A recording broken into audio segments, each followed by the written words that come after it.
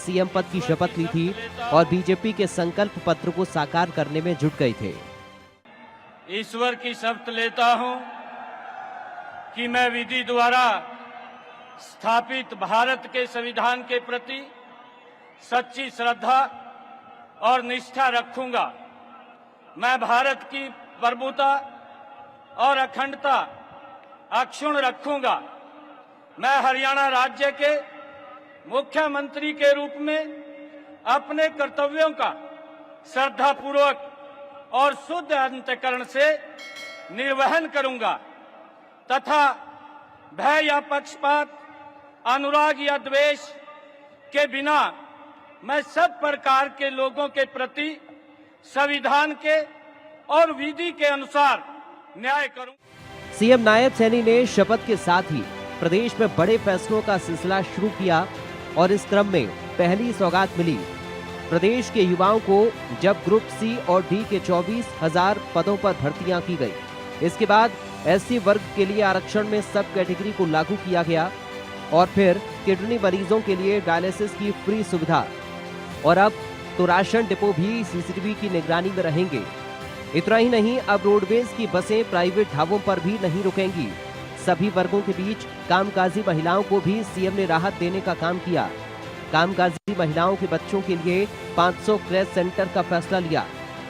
साथ ही शहीदों के परिवार की अनुग्रह राशि 50 लाख से 1 करोड़ कर दी गई। सरकार ने इन 100 दिनों में मातृभाषा सत्याग्रहियों की पेंशन 15,000 से 20,000 कर दी और इन्हीं 100 दिनों में हरियाणा 24 फसलों पर एमएसपी देने वाला देश का पहला राज्य भी बन गया। सरकार के 100 दिन पूरे होने से महज एक दिन पहले ही सीएम सैनी और सरकार के मंत्रियों ने कैबिनेट बैठक की और प्रदेश के हित में कई फैसले लिए। सरकार ने छोटे व्यापारियों को बड़ी राहत देते हुए करदाताओं के लिए 1 सेटलमेंट स्कीम मंजूर की।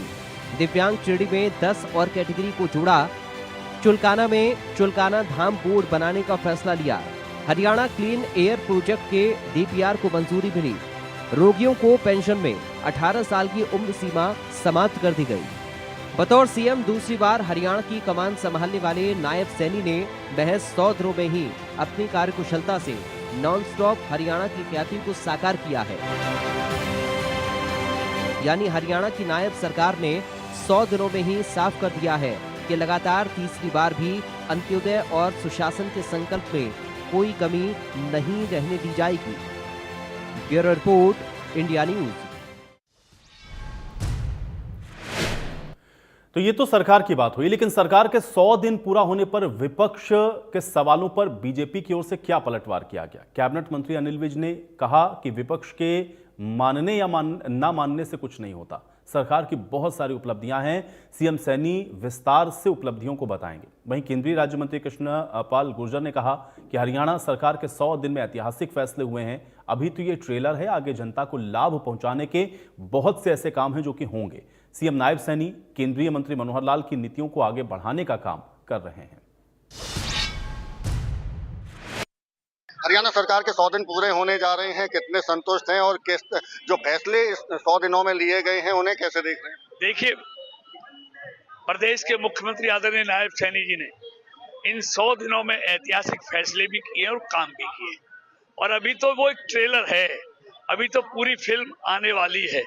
लेकिन नायब सैनी जी ने मनोहर जी की सरकार के कामों को और आगे बढ़ा रहे हैं और आम जनता को सुकून मिले ऐसी घोषणाएं और ऐसी नीतियां वो बना रहे हैं। नहीं, विपक्ष क्यों मानेगा हमारी उपलब्धियां?